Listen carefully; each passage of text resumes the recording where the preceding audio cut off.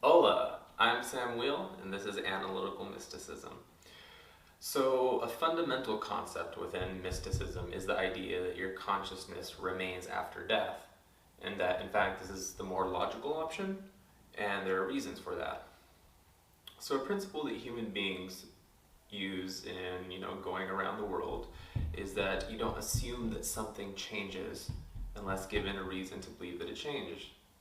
And that's a good principle. So to give an example of that, right? If I'm texting and I put down my phone and I look away, I don't assume that my phone became a zebra. And it very well might have become a zebra through some like magical process, right? But I don't assume that it becomes a zebra. I don't say, okay, my phone is now a zebra, right? I might be given a reason to believe that, and then I say, okay, like maybe my phone is a zebra, or given evidence, I say, now, yes, my phone is a zebra, right? But unless given that evidence, you don't start saying, okay, my phone is a zebra now, right? So applying this concept to consciousness, right, then you would say, we have consciousness, and we experience consciousness our entire lives. Right?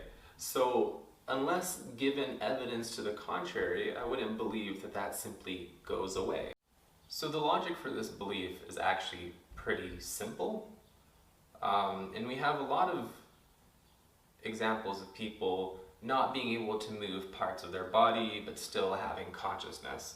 So for example, people who have quadriplegia can't feel or move anything below the waist, but they still have consciousness. And you can lose different parts of the body and still have consciousness as well. So like if you lose your foot, people can observe even after losing the foot that you have consciousness and you respond to stimulus. You can lose your leg, both your legs, like in surgery your heart might be taken out and you still have consciousness. The only portion of the body that we cannot observe consciousness in is once it's removed would be the brain.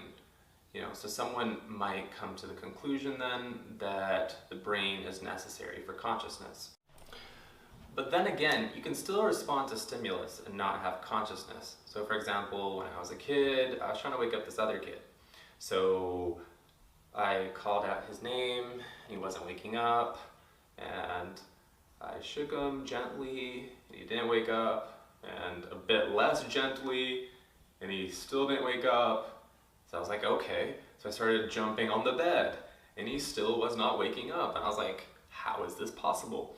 And it was only after someone actually physically picked him up, that he actually woke up.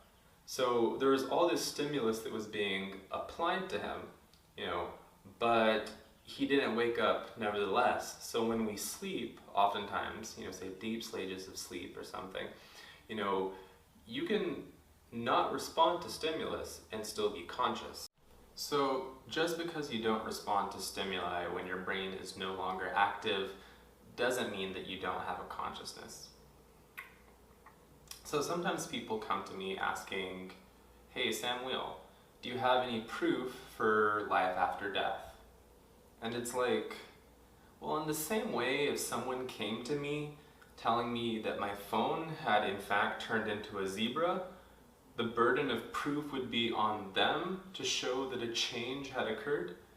When someone comes to me saying that your consciousness simply disappears after death, the burden of proof is on them to substantiate that.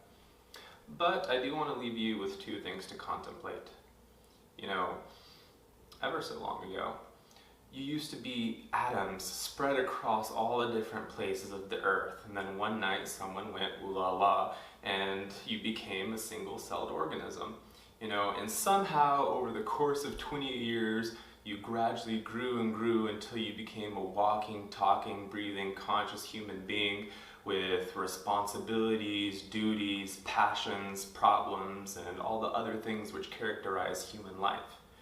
So when mysticism says that consciousness remains after death, is that the weird part?